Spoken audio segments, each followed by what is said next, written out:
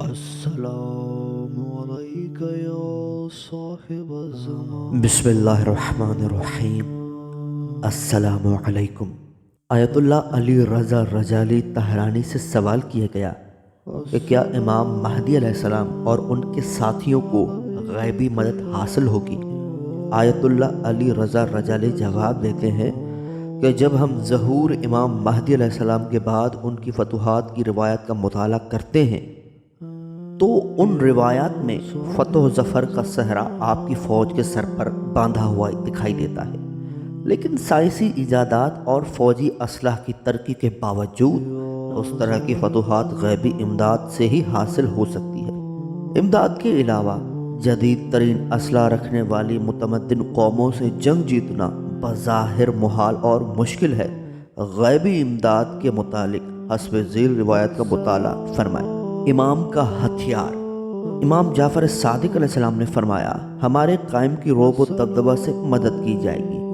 حضرت کے فرمان کا مقصد یہ ہے کہ خدا کی طرف سے دشمنان اسلام کے دلوں میں امام علیہ السلام کا رعب و دبدبہ بیٹھ جائے گا۔ حضرت علی علیہ السلام نے فرمایا، اللہ تعالیٰ ملائکہ، جنات اور مخلص محبان کے ذریعے سے مہدی علیہ السلام کی مدد کرے گا۔ امام محمد باقر علیہ السلام فرماتے ہیں، میں گویا قائم علیہ السلام اور ان کے ساتھیوں کو دیکھ رہا ہوں۔ جبرائیل مہدی کی دائیں طرف اور میکائیل ان کے بائیں طرف حرکت کر رہے ہیں۔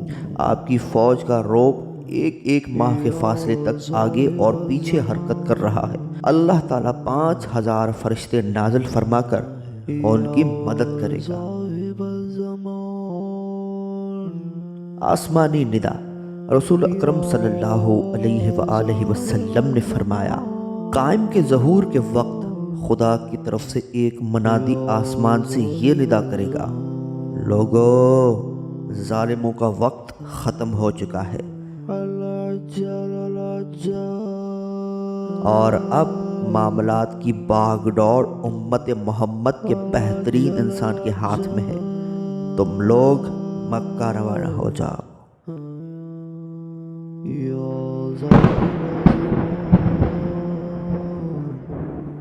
یا صاحب الزمان۔